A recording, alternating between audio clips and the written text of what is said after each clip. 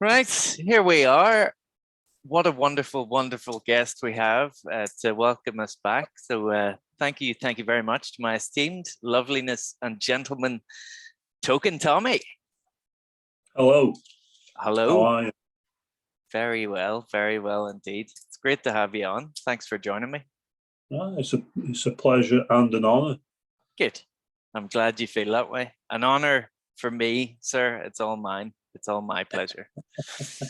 So yeah, it feels like I haven't done one of these in ages, so it's kind of good to get broke. Be easy with me, if there's any kind of awkward questions, I don't mean it, or if I can't think of anything to say, just yeah, go easy. No, that's fine. That's fine. So how have you been? Okay, not too bad. Busy. Always busy these days. Work's taking over? Yeah, pretty much. Like, I won't go into details, but yeah, work's just been ridiculous. It's going to get worse before it gets better. And then, as an aside to that, I've been working on my writing and stuff as well. So that's kind of taken up what little free time I've had. So yeah, it's good really busy. It's good you're getting stuck into that, being able to get lost in something like writing in the evenings. Or do you still enjoy it? Like now you've been doing it for a while now, and do you still enjoy it? Yeah, I really do. I miss it when I'm not doing it, or if I can't do it. Recently I was traveling for work down to Bristol, and obviously I was taking my work laptop, so didn't want to be taking my personal one as well, because who carries two laptops on a fucking train? It's not going to happen. So yeah, so I didn't have the sort of, I could have done it with paper and pen, but I had like work functions to attend to, so I just didn't have the time to work on my own stuff in the evening like I normally would. And yeah, so it was a bit of a bummer. And for the folks at home then, would explain just a bit about what you would write, or what genres are you into? Or a few different ones. So at the moment, the main thing I'm working on is a literary fiction sort of piece. So it's a posh way of just saying contemporary fiction, really. Mm-hmm. But I've also been working on a high fantasy project as well, which is obviously a lot more sort of sweeping and epic and needs a hell of a lot of editing. Okay. But I'll get around to it when I get around to it. I go through these waves where I'm like, oh, I want to work on this, so I'll work on it, and I finish the draft. And then, because I've worked on it for so long, I think, I can't be arsed editing that now. I'm sick of that for now, so I work on something else and then go back. At least it's at that stage now. That's pretty amazing, like where it needs edited. Yeah. I finished a few drafts. Sometimes it's not until you finish a draft that you realise, it's not very good at all, but you've rid it from your system and you can work on something else. So yeah. But and would you use an external set of eyes to do your editing, or get a fresh set of eyes, or would you do it yourself primarily? Or to begin with, I would work on it myself. I need to take a break from it in order to give myself that amount of space to be able to cast a critical eye over it. Because if you're too close to it, you're not going to see what's wrong with it. You need to give it a week or two, go back to it, read it, and then you can fix the really embarrassing stuff before getting other people to read it, the spelling mistakes, the plot holes, that kind of thing. So I should light up as well. Stop talking, Tom. And would you ever consider writing a book about pipes? Because I know that's regaining popularity now, I personally wouldn't, just because I struggle to write non-fiction myself. Fiction's more my wheelhouse. Yeah. Non-fiction, it takes research. Plus, there's a few books already out there that are pretty extensive in terms of pipe smoking and collecting. You know, you've got the Alfred Dunhill book, the Richard Carlton Hacker Ultimate Pipe book. And I just think, how much further would you take that? And especially now, as popular as it is amongst the YTPC and Instagram and stuff, there's a ceiling. And you got to consider, you know, the amount of time you're going to spend on something. You know, is it going to be worth it? Is there going to be the readership there to appreciate it? And when I say worth it, I don't mean financially. I just mean more than anything, you want people to read what you've done. And if there's no one left to read it, then why do it? You know? Yeah. There's a book by a guy called Rick Newcomb, In Search of Pipe Dreams, and it's about this guy's pipe collection, and he goes to Chicago Pipe Show. He goes all over Denmark and all over, basically meeting the masters and stuff. And everyone knows this guy in the like Lee Von Erck is a friend of his as well, I think. But he's recently written another book, which is about lifting weights. It's like, what the fuck? And then the front picture is like him, and he's like 70, and he's like showing off his guns. Looks really good. I'm like, how did you go from writing a couple of books on pipes, and now all of a sudden he's caught the bug on weightlifting, and he's gone in depth into, you know, writing a whole book about lifting weights and nutrition and everything. So yeah. Fair play to him, though. I mean, you know, I presume he's retired, so he can kind of put full focus into those hobbies now. So through himself. Yeah. And fair play to him. I mean, that sounds interesting. I mean, if you were writing a book on pipes, if you're going to write about all these, you know, masters and their processes and crafts and meeting them in person, and actually going to Chicago, and you know, you can make like such a travel journey out of it. You know, you could make some kind of interesting story on that. But like I say, just some guy in Halifax, what he thinks about pipes, no one cares. I don't even care. You know. Fair enough. Well, I'm missing out on the first question I usually ask guests. What about your name? Now, yours is fairly self-explanatory, Toking Tommy, but whenever your channel started out, was it always going to be pipes, or was there a cigar element as well? Or it was always pipes. And the name kind of, I don't know, I kind of just used the first thing that kind of popped in my head when I was setting up the channel. I was thinking about doing a channel for about a month or two before actually doing it. I mean, I just plunged in. And the channel name, just literally the first thing that came into my head. I wanted it to be something related to smoking, and also to have, you know, my name in there somewhere. And that was just literally the first thing that came into my head. And I thought, if I come up with a better one, I will change it, and I didn't, so I haven't.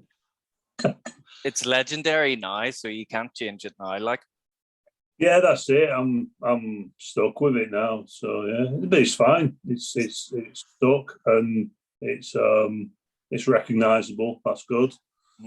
So it works for me. I mean, I think if you've got it right, you don't need to change it. You know, I know some people do go through several different stages and you know, change the name, or they're not feeling the name they originally chose, and then they change it. But I think if you've got it right first time, why bother change it? You know? Yeah, exactly. It's your brand, isn't it? It's kind of it becomes the channel. It's too late, even if you don't like it. I mean, I understand why some people have to change their names, but I get it. I mean, there's all kinds of reasons. But I just think it love really weird watching back catalogue of your videos, and you're calling yourself something like your different channel name, and anyway. And so I haven't asked you, what are you smoking on this fine evening, good sir? And what are you I smoking am it in? smoking GLP's Penny Farthing, and I'm All right, smoking it in my trusty Hussein Core Meerschaum, which look is at that. colouring. It's getting there. That is gorgeous. Hussein Kaur, ladies and gentlemen. He works exclusively off of Facebook, doesn't he? I believe so. Yeah. I don't And think he might have Instagram. I'm not sure. But yeah, I contacted him through Facebook a few years ago. that is well colored. And the penny farthing, is it a vapor? Remind me. Mm-hmm. And It's a Virginia Perique with Kentucky, and it's a shag cut. So yeah, I never hear anyone talking about this yeah, I on the remember, tube. yeah, Bubba sent me a sample I thoroughly enjoyed. I don't know why I didn't pick any up though. I think I will. I'll have to in my next order anyway. I like it. It burns clean. It's got a satisfying nick hit. I think the only thing people might struggle with is with it being a shag cut. It can burn a little fast. So. Yeah, you just got to be mindful of your cadence, don't you? Nice. Would you be primarily a Meerschaum fan then, or a Meerschaum smoker, or do you smoke briars as well? I do smoke briars as well. I mostly smoke Meerschaums at the moment, and that's simply because I'm an indoor smoker most of the time. So I think if you're an indoor smoker, then you might as well stick to your Meerschaums because there's less fear of breaking them. Yeah. But if I'm out and about, I take briars.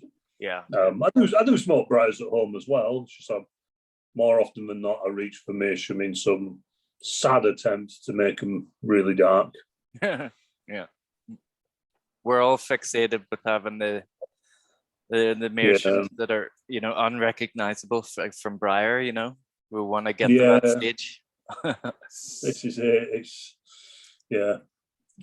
I guess you'd have to smoke multiple bowls every day for a long time to do it.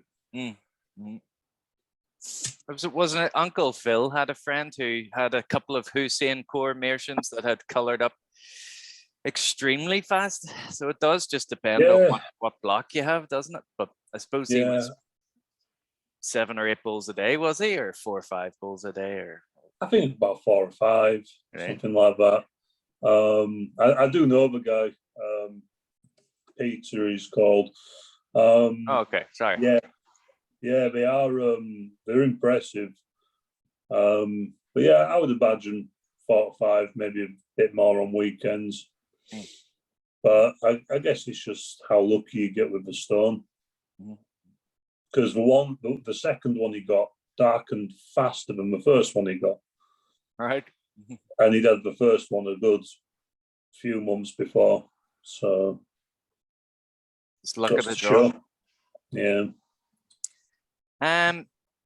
So on the note of tobacco, then I'm going to ask you the Desert Island Discs question. Then I know you're a Virginia for Vapor Man primarily. Even I'll let you mull over the 3 blends. I'm going to ask you about what you can think about that. But just you don't smoke Latakia or Latakia, as I like to call it, at all anymore. Is that true? You're just Kentucky, Virginias, and Burleys. Yeah, mainly Virginias, Vapors, Kentucky, and anything with Kentucky in them. But I do like that. Yeah, I don't know what it is with Latakia. I don't know what it is. It just stopped tasting nice for me for some reason. It's purely on me, to be honest. I think I certainly don't enjoy Latakia as much as I used to anymore. I'm not quite off it yet though, but I really don't smoke it as much as I used to. But yeah, I don't know whether it's just because I just smoked so much Vapors and Virginias and Kentuckys that I'm just not used to Latakia anymore, or whether I don't know whether I had a cold or something and my taste buds changed, and because that can happen. I don't know. I really I enjoy the smell of Latakia when someone else is smoking it, or even when you take a big whiff from an open jar. It still smells really nice, but when I smoke it, I don't know, it doesn't taste nice to me anymore. Yeah. And you've tried Maybe I'll all, get it back. like the whole spectrum. You've tried like even the more subtle blends, like Germain's Latakia blends, or there's nothing really that. Yeah. I mean, I was never a huge fan of the special Latakia flake to begin with, I'll be honest. Oh, okay. Because when I liked Latakia, I found it didn't have enough. And now I'm not a big fan of Latakia. I just avoid it because it's got Latakia in it. Don't want to waste the tobacco. I did always like Jermaine's version of Balkan Sobranie. And I think I've got some somewhere, so it'd be interesting to see if that still tastes okay or not. Okay. And I liked, I used to like the really pungent, stinky ones, you know, like GLP's Gaslight Plug. Oh yeah. There's one by Dan Tobacco called Gordon Pym. Never heard of it. Honks. It absolutely honks, but it tastes really nice. Okay. I used to quite like McConnell's Oriental as well. That was one of my favourite blends. London Mixture by Dunhill. That was pretty good. I've never tried. Even when you opened the tin, it just smelled like a bonfire. Yeah. Yeah. Like, what's the other one? Dan Tobacco. It's kind of Old Ironsides. You've had that, have you? I have. But again, even when I liked Latakia, I wasn't a big fan. I think it was the Dark Virginias in that put me off. Okay. I had a similar thing with Nightcap by Dunhill. I never really fully got on with that, and I don't think it was a Latakia. I think it was the Dark Virginias used. Just tasted a bit ashy to me. Yeah. Okay. And so then the Desert Island 3 blends, then going from 3 to 1. If you had to say what was your top, I know it's a ridiculous question, but if you were going to the gulags and you only had 3 tobaccos. I would say, so going 3 to 1. So number 3. See, this is I think my third one's probably the hardest one to come up with, really. But the third one, probably Sam Gawith Full Virginia Flake. That's a good Virginia. One of the best, really. Let's not beat around the bush. Yep. I think number 2, I would say Capstan Blue Flake. Controversial. Yeah, I know. Yeah. It's not everyone's cup of tea, but I just find it so easy to smoke. I was one to quickly digress. I was once in Spain. I was going over to meet my now wife, and she got there before me. I didn't want to take too much shit with me because I was over there for a few weeks, and I thought I'll buy tobacco while I'm there because it's really cheap in Spain.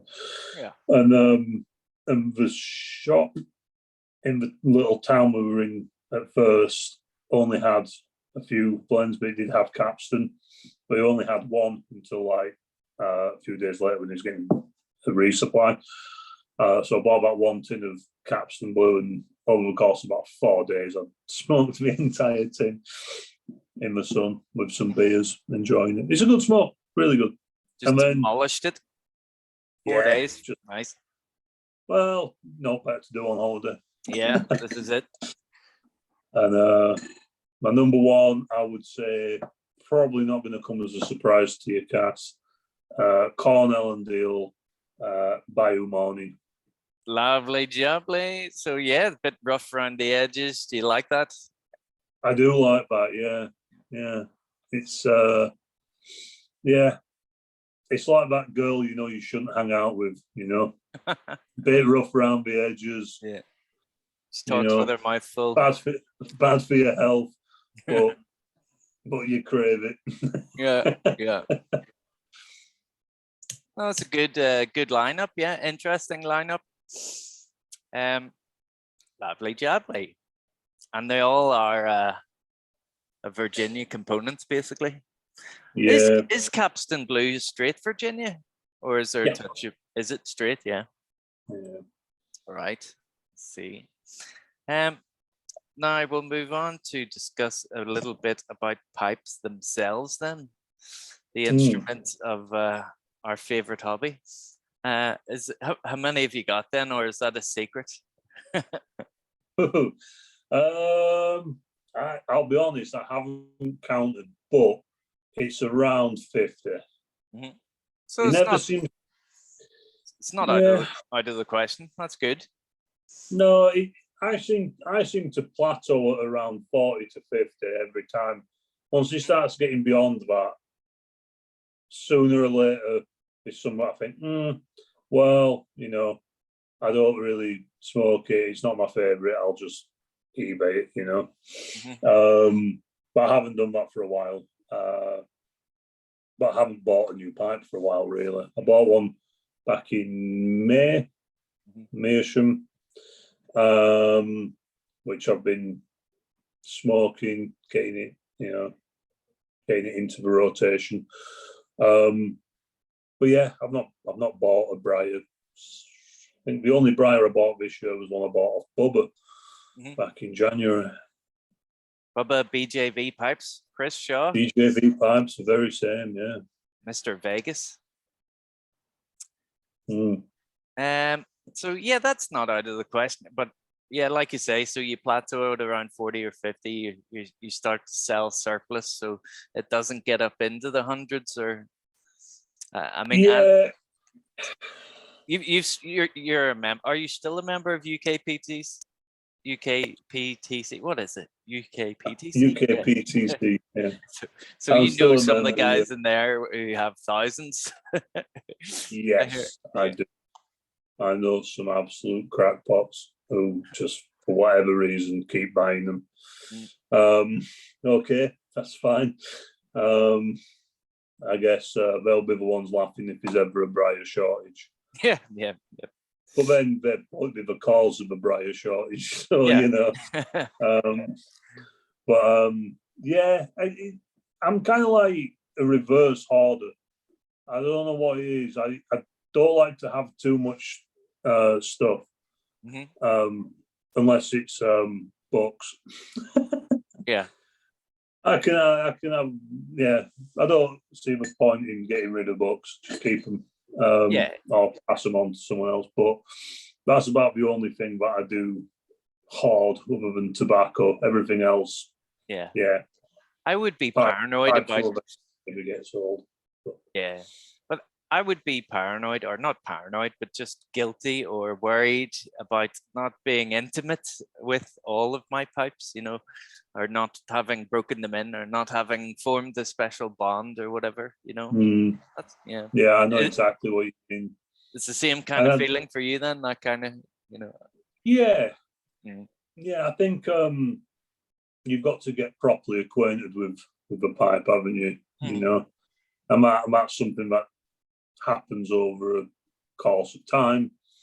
You know, you've got to break in a pipe to know, you know, what it's all about, I suppose. And yeah, you got to, and through doing that and through some form of dedication, you know which tobaccos smoke better in which pipes you've got, you know. Whereas if you've got thousands and it's a different pipe every day for the next 5 years, that's fine. I mean, if that's how you enjoy the hobby, that's fine. Yeah. But you know, but you could also be the sort of person who might smoke a different tobacco every single day. Yeah. Not like, you know, not a boring fucker like me who'll just smoke, you know, open a tin and smoke it till it's gone, you know. Yeah. So no, I envy people like you. Actually open a tin and actually smoke the contents of that tin. Like, Jesus, I don't know when I think I've done it maybe 3 or 4 times. But yeah, it's maybe taken me a couple of, or yeah, at least 7 months to do it. I have Yeah, like, but that's exactly how I used to be. It's a more recent thing that I've started doing that. I'm like a codger now. I open my tin and I smoke it through. But before, yeah, I'd just have loads of open containers and jars and stuff, so I could just have a bit of whatever whenever I fancied it. But yeah, that's the way I am. Like, I have over 50 open jars at the minute. Terrible. But neither's right and neither's wrong, you know. It's just however you play it. They're not going to dry out, so yeah. Good sir.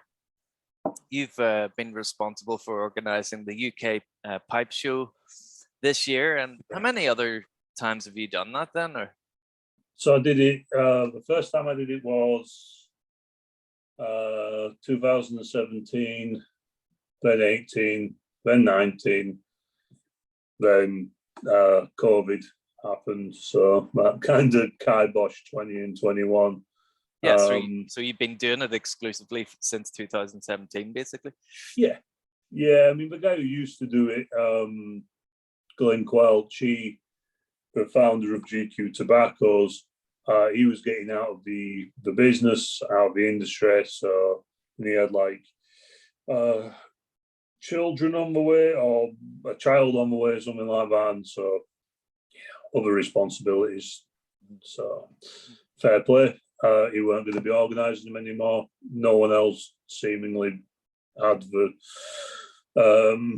enthusiasm to do it. So I thought I'd give it a go. And I thought, and if no one turns up, then I won't ever mention it ever again. Yeah. But it's been quite popular, so I keep doing it for now. And so it's September the 11th, isn't it, in Nottingham? Tell us a bit about it. Where is it in Nottingham, and what's going on? Are there any tables left for any budding pipe makers out there?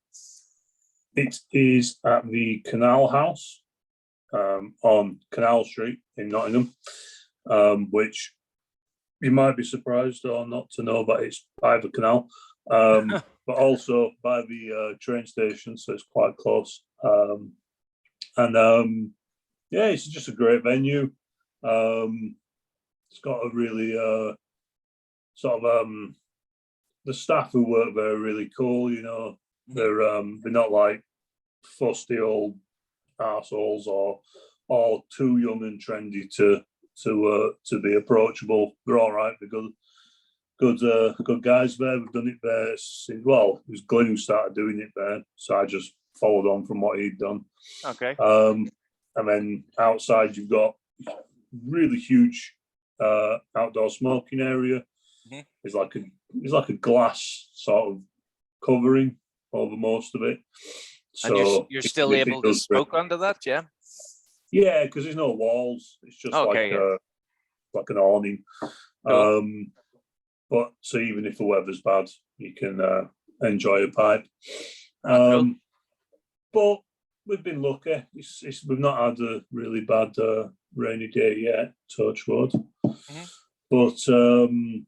But yeah, it's there. The function room upstairs is where the stalls are, the exhibitors, and there are no more tables available. We've actually got a full house.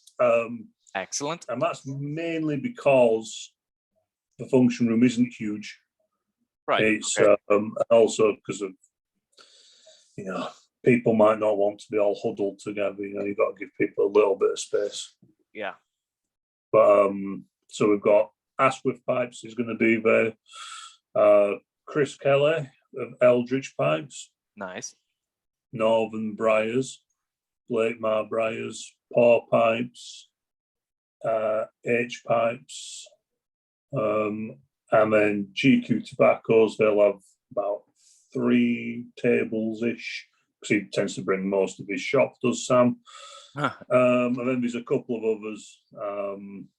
And I think Wilsons of Sharrow are going to be there as well, the Snuff guys.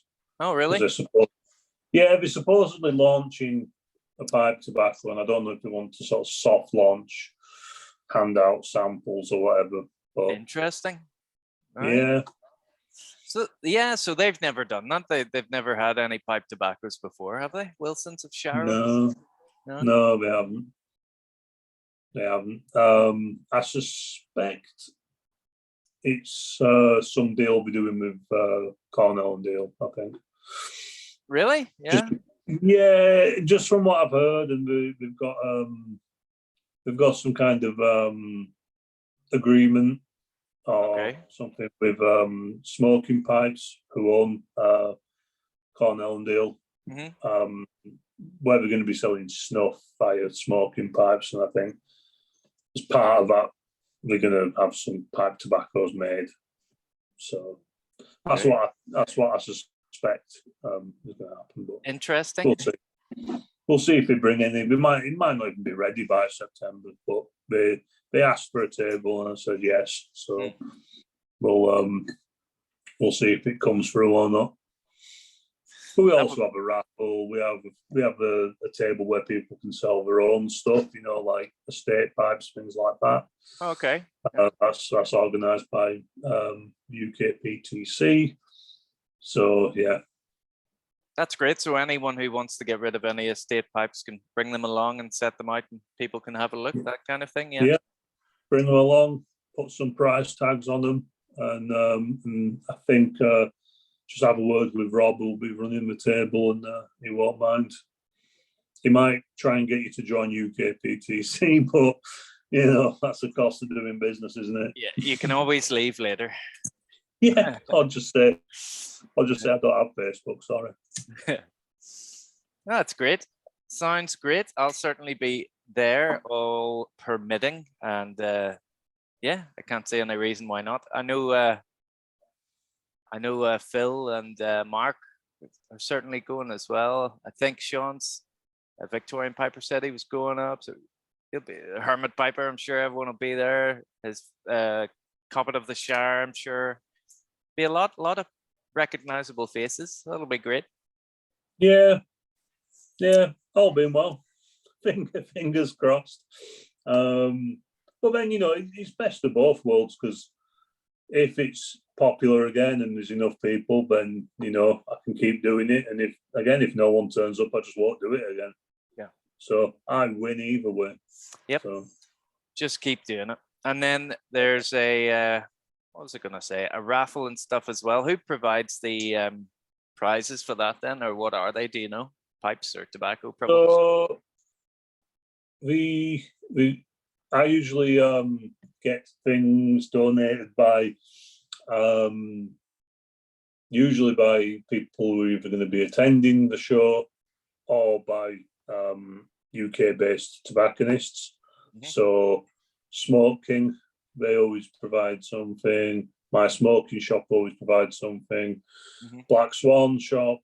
But you see, I got sent some stuff by all of them back in 2020, but then obviously the show got postponed, so I've still got the prizes from last time. So there's a few items. So it's going to be a rollover almost? Almost, yeah. And usually, let's say the exhibitors will put something, so Ian will put something on the raffle. Mike from Blake Mar will. Sam always does. I think Aidan said he will do. I can't remember, so apologies to Aidan if I'm if I'm throwing him under the bus there, but I'm pretty sure he said he would. I don't expect Chris Kelly to, just because I know his pipes are quite highly sought after and quite expensive. So I wouldn't expect him to, but you never know. And Chris Asquith, last few times he's put down like a hand finished one rather than a handmade one. Oh, but it's still a prize, isn't it? Still an Asquith pipe, yep. Yep. And then I usually bring some tobacco to put on. And like I say, you usually find people who turn up and just put stuff down on the bar to raffle off, which is very kind of them. That's great. Yeah, because the raffle money goes towards paying for the show, so Yeah, it's pretty good if people do. and you only take 50% of the profits. Yeah. Yeah, something like that. Good lad. No, sounds very exciting. Looking forward to it. Can't wait. And it's bound to be a cracking day. So I'm banking on it. The weather's going to split the trees, isn't it? No, it's gonna be beautiful. We're cracking the flags. Phil take his shirt off. We'll all have a good time. Yeah. Phil's been working out for the past a year or two. So yeah, he's going to be taking his shirt off at any excuse to show off those rippling muscles. Be driving the women mad. Yep. Devil. I'll have some hot linseed oil to rub on his pectorals and biceps. Delicious.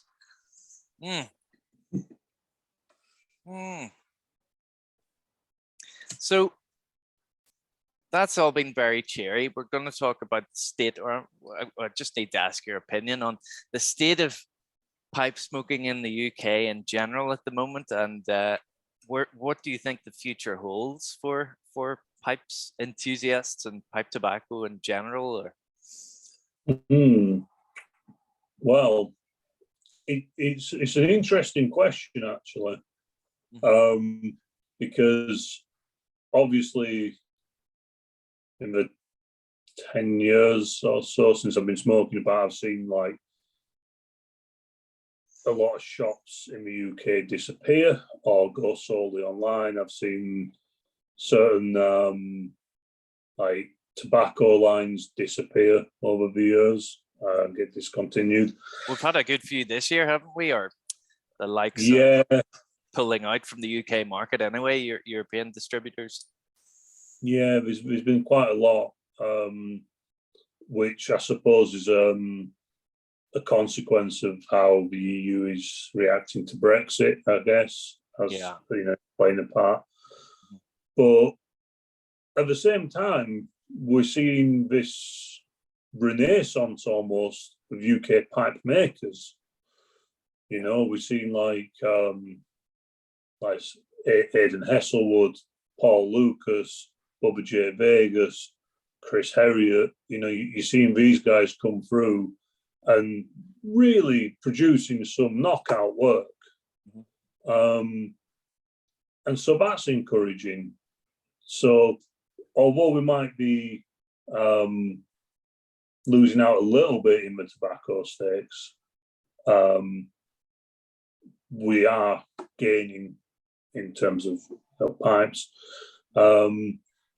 But we'll always have the Gowiths, won't we, and Jermaines. So there's always that. I think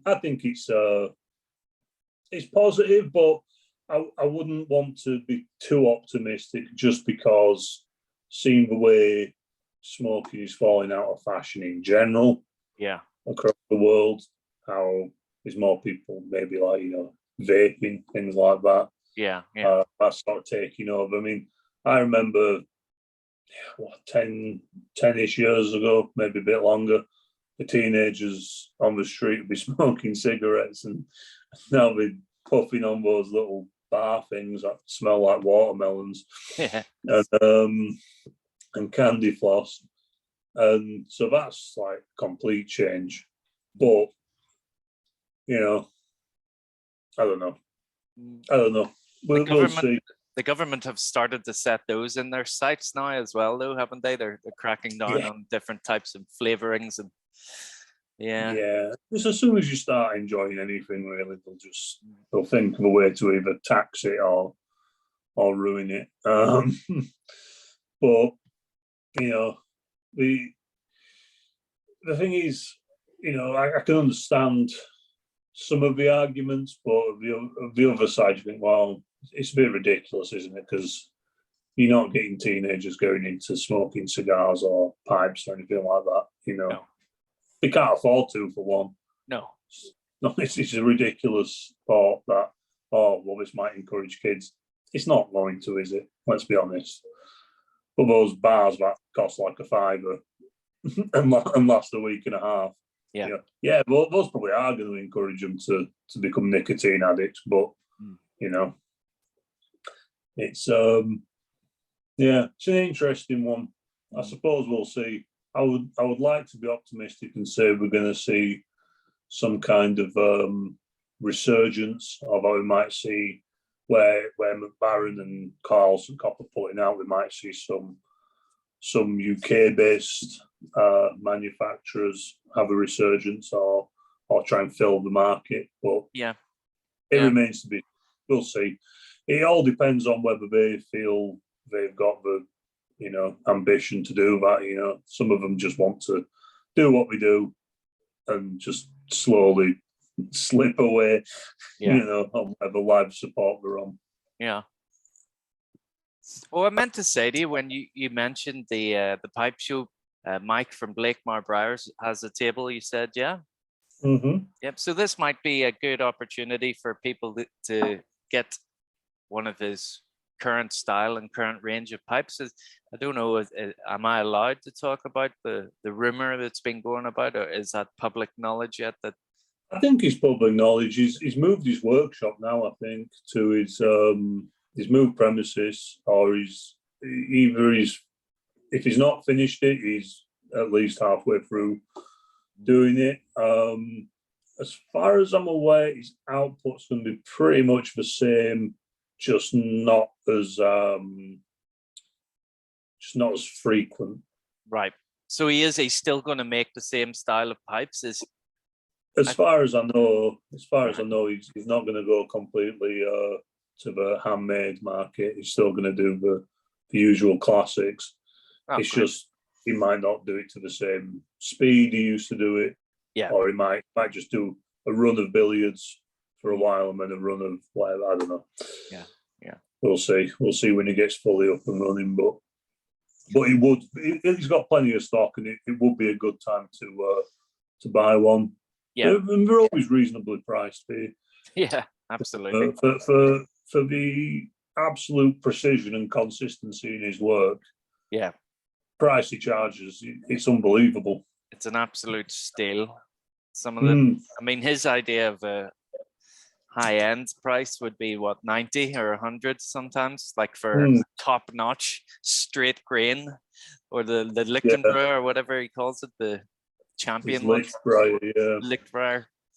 It's like 120 quid or something like that. For this immaculate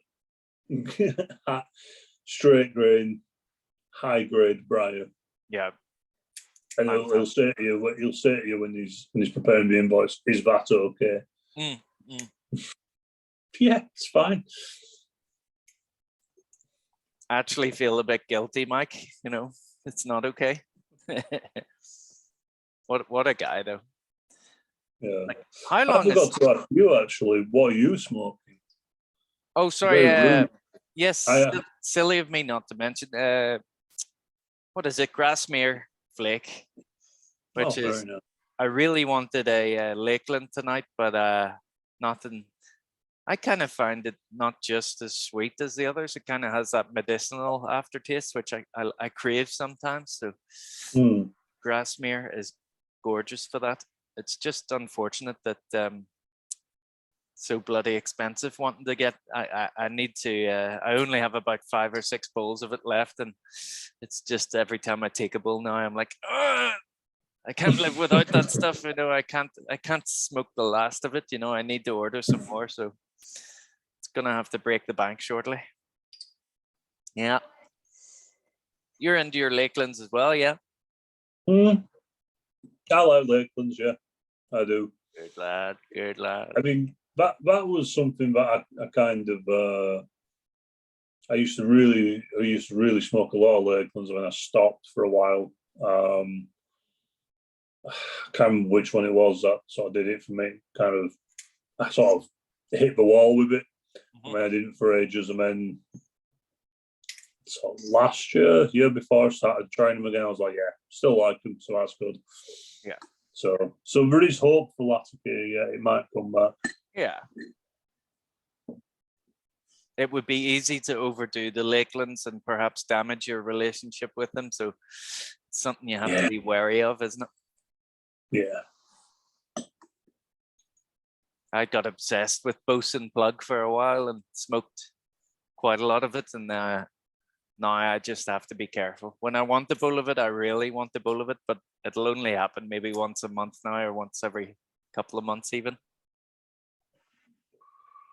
But we're lucky here in the UK to have access to all those old school recipes and blends. They're fantastic. Mm. You any Yeah. favorites of the Lakeland variety? Best brown flake number 2 is probably my top one. I really like that. It's kind of sugary kind of taste. Okay, yeah. I like the dark flake aromatic. That's a stout one. That's a good one for a nightcap. Yeah.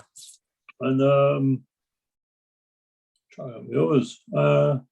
I mean, I like brown flake aromatic as well.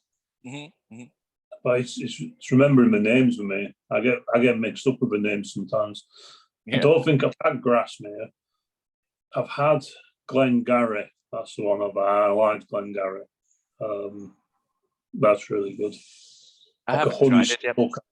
Flavor. Right. I've been enjoying. We're very fortunate. What'd you say? Sorry. I was saying we are very fortunate to have access so easily. We are. But it's the Ennerdale I have a real weakness for. Bosun, and one I haven't had in a while actually, but I really do like it, is Canon plug. One of the hardest plugs you'll ever come across. You could throw it at someone's head and do a lot of damage to them. It's a real solid plug. RB plugs like that. Yeah, it is. Yeah. So RB's gorgeous. That gingerbread kind of taste almost off it, isn't it? Absolutely amazing. Now, have you ever turned your hand at pipe making at all, or any kind of you're creative with your hands or anything, or are you just like me, absolutely not inclined artistically like that, or creative with my hands? Anyway? I'm fairly useless at things like that. I did woodwork at school, and I was very good in like the theory stuff, but in the actual practice, I was quite shit. And I did buy a hobby block years ago, mainly because not with like the sort of idea of, if I'm really good at this, I can turn it into a business or anything like that. It was more of I just wanted to see what it's like, what goes in, what it's like, what goes into making a pipe by hand. And I lived in a flat. I still live in a flat, but a different flat. I lived in a flat, a place where I had the balcony videos and stuff, and the sirens and the town hall clock and all that shit. Yeah. And I didn't really have any power tools beyond like a handheld Dremel. Yeah. So I was really doing it by hand with like a junior hacksaw and some wood files and a Dremel. Yeah. And it took the best part of about a month to make the shittiest poker you will have ever seen in your entire life. And when it was done, I was like, yeah, this isn't for me. I'm really glad that I did it. And it was a good experience to see just what kind of a material briar is, just how unforgiving it is, just how completely dense it is, how hard it is to work it. I mean, these pipe making guys, they make it look so easy, and it's not. It's so difficult. But I suppose with anything, practice and aptitude will help you. Yeah. And patience, I think. 3 things I was sorely lacking when I attempted it. So I won't be doing that again. But it was yeah, it was worth the tenner I spent on the hobby block. Yeah. It Patience. kept quiet for a few weeks.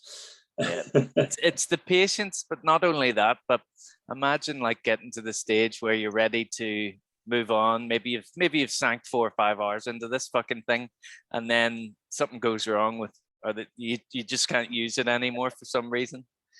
I mean, imagine how fucking Yeah, I would destroy the room. yeah.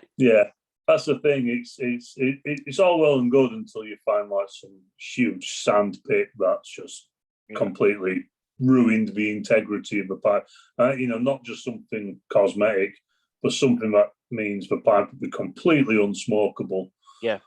And like you say, you've just put 10 hours into this thing that you're now going to throw in the bin. Yeah. And the yeah, money. I wouldn't react well to that. Yeah. Yeah. It's not getting any cheaper either. How much is a decent piece of briar now? Like, I wonder. Like, wouldn't know. I wonder how much a piece of briar from Mimo, like his top grade briar, wonder how much that is now, but over $100 anyway, certainly. Must be. But I would say, unless you really know what you're doing, yeah, I wouldn't. Why? I wouldn't yeah, exactly. Yeah. Just for something to tool about with, no. Unless you have all the gear and know exactly what you're doing, and are confident that you are going to make some stunning pipe out of it. Yeah. Otherwise, nah. Yeah. So. Did you watch Father the Flame? Have you seen it? I haven't. I've had quite a few people share like the Vimeo credentials with me and stuff to watch it, and I still haven't watched it yet. You'll have to. I know, dereliction of duty on my part, to be honest. It's one of those things where I remember seeing the trailers for it like years before it came out, because like they'd sort of done some promo shots and stuff. I remember thinking the cinematography of it looked really beautiful and astounding. I was like, oh, that looks great. And I was really enthusiastic to watch it. And then by the time it got released, I was like, I'll get around to it one day. Yeah. You will get round to it one day. Ah, dear. Well, look, all that's really left is my final question, which is just what advice would you have for any up and coming pipe smokers, presenters, so anyone who's interested in picking up a pipe for the first time? What would you say would be most valuable knowledge to impart to them, or where should they go first, or what should they master first, or what do you think? I would say the thing that I hear most often from people who are just starting out is they get frustrated about keeping the pipe lit. And I say to them, don't worry about it. Yeah. You don't need to keep it at a constant light, to be honest. I mean, you and me during the course of this, we've been talking about how many relights we have between us. I lost count a long time ago. Yeah.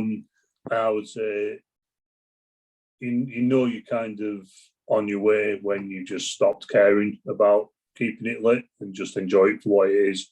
Sometimes, yeah, you'll be able to keep it going off a single light. Sometimes you won't. Sometimes, despite perfect weather conditions and trying the backy out perfectly and all the rest of it, it'll still keep going out, and you'll still need to keep relighting it, whether it's packing or the particular pipe using. Don't worry about it. Just try and enjoy it. And then I would also say, just try every tobacco you can, really. Just try. The only way to find out what you like and what you don't and everything is to just try everything. Buy samples if you have to. No one's saying you have to buy full tins. You can buy 1 ounce bags or 10-gram samples or what have you, depending on whether you're in the States or in the UK. Yeah. You know, Toking, GQ Tobaccos, they all sell samples. Just try as much as you can, really, just to get a full idea of what it is your personal tastes are geared towards, really. And beyond that, just try not to think about it too much. Don't overthink it. There's a lot of things, you know, let's be honest, there's a lot of shitheads out there who'll try and sort of say, oh, well, you need X amount of pipes because you need to let a pipe rest for 24 hours or 48 hours between. Absolute bollocks. Right? Just don't get taken in by that. That's what people who are trying to sell you a pipe will tell you. But the truth is, no, as long as you're not completely abusing it, it should last you either way. You know, you don't need to spend a lot of money when you're starting out.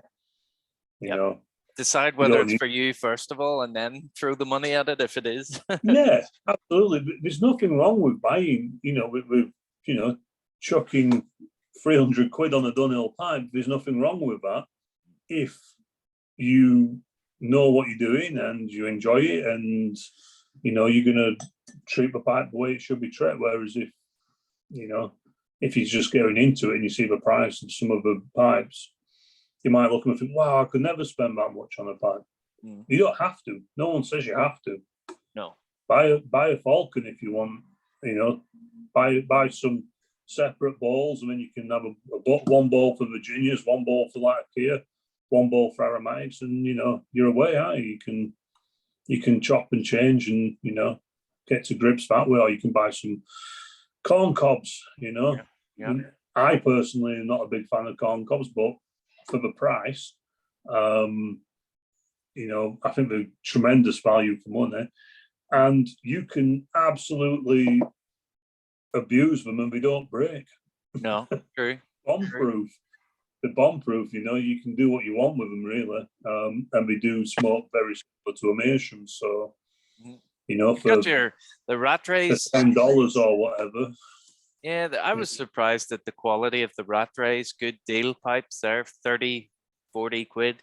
You've got the Vaughan Basic, the German Vaughan Basic range, or whatever they're called. They're cheap as chips. GQ have their own range. GQ, their own range, which are Dunhill seconds.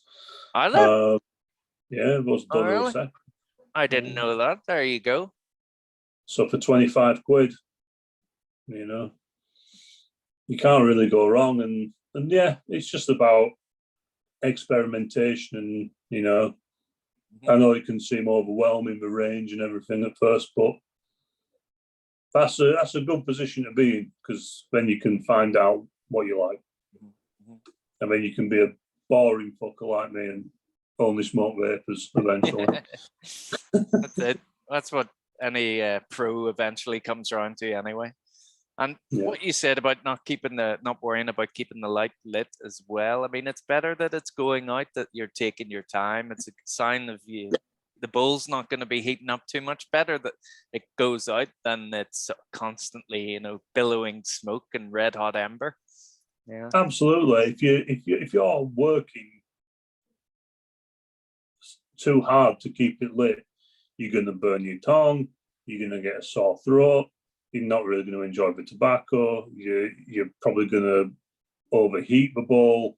You know, don't worry about it going out. Don't worry about it. It's not a cigar. It doesn't need to be kept lit the entire time. I know with cigars, you know, it's better to not have to relight it.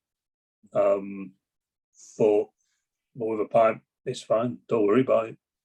But I do see that a lot with new smokers. They will say, "Oh, I'm struggling to keep it lit." Don't worry about it. Stop struggling. Just chill. It's fine. Yep. Sound advice, as always, Master Tommy. Listen, long way of being a master, I'm sure. Thank you very much for joining me. It's been great fun speaking with you. No worries. No worries. It's fun to do videos when there's someone else, you see. This is a thing. I don't do videos often enough on my channel, but that's probably because I get bored of hearing myself talk. It's nice to have conversations. So yeah, it's the future of maybe the YTPC. I think getting together more and maybe recording those chats more often. Yeah, Yeah. As long yeah. as Well, as long as there's If you plenty ever to want talk me about. back, give me a shout. Yeah, absolutely. Oh, yeah. We'll continue our conversation, but I'll end the recording. So thank you folks for joining us, and we'll see you Hi, again. everyone. And we'll see you at the Nottingham Pipe Show, September 11th. See you, Be folks. there. Oh, one sec. Why did I stop the recording here? Being silly. There we go.